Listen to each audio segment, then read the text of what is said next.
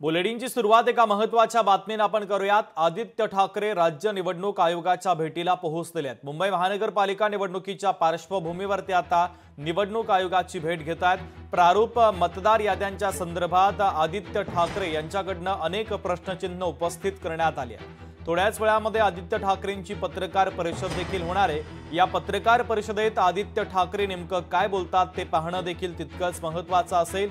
तुर्तास आता आदित्य ठाकरे राज्य निवडणूक आयोगाच्या भेटीला पोहोचलेले आहेत।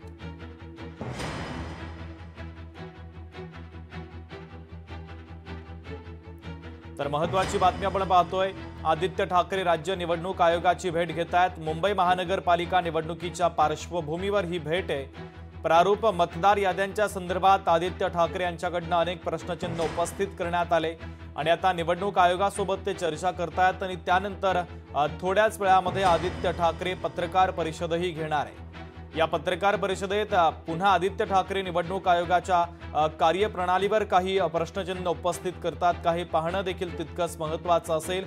सध्या ते निवडणूक आयोगासोबत चर्चा करतायत। महत्त्वाची आणि मोठी ब्रेकिंग न्यूज आपण पाहतोय, आदित्य ठाकरे राज्य निवडणूक आयोगाच्या भेटीला पोहोचलेले आहेत।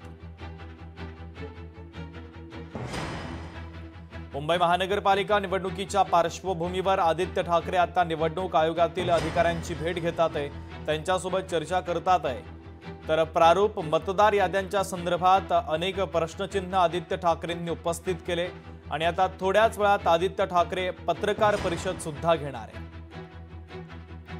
आमचे प्रतिनिधी उमेश करंजकर जोडले जातात या बातमीच्या संदर्भातले अधिकचे अपडेट देण्यासाठी। उमेश, शुभम, गेल्या 10 मिनिटांपासून आदित्य ठाकरे जे राज्य निवडणूक आयोगाचे अधिकारी आहेत वाघमारे त्यांच्याशी चर्चा करतात। कारण ती प्रारूप यादी जी मुंबई महानगरपालिका निवडणुकीच्या पार्श्वभूमीवर प्रारूप यादी जी प्रसिद्ध केली निवडणूक आयोगाने त्यामध्ये अनेक त्रुटी आहेत। म्हणजे याबाबतची पत्रकार परिषद घेऊन सविस्तर आदित्य ठाकरे यांनी अनेक ज्या त्रुटी समोर आणण्याचा प्रयत्न केला होता की प्रभाग जे आहेत त्या प्रभागामध्ये ज्या मतदारांची नावं असायला पाहिजे ते अनेक प्रभागामध्ये मतदारांचे प्रभाग बदलले गेलेले आहेत किंवा मग मतदार मोठ्या प्रमाणात डिलीट झालेले आहेत, बोगस मतदार आहेत, अशा अनेक मुद्दे जे आहेत त्यांनी उपस्थित केले होते आणि यासंबंधी चर्चा करण्यासाठी ते थेट निवडणूक अधिकाऱ्यांसोबत आले आहेत। यांच्यासोबत महाराष्ट्र नवनिर्माण सेनेचे नेते बाळा नांदगावकर हे देखील आहेत, अंबादास उमेश, अत्यंत महत्त्वाचे अपडेट या बातमीच्या संदर्भातले तुम्ही पोहोचवलेले आहेत, तुर्तास धन्यवाद।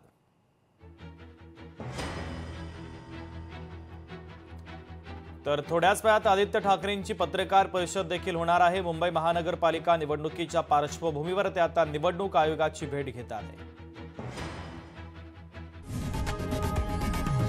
लोकशाही मराठी ऐका, पहा, जागरूक रहा।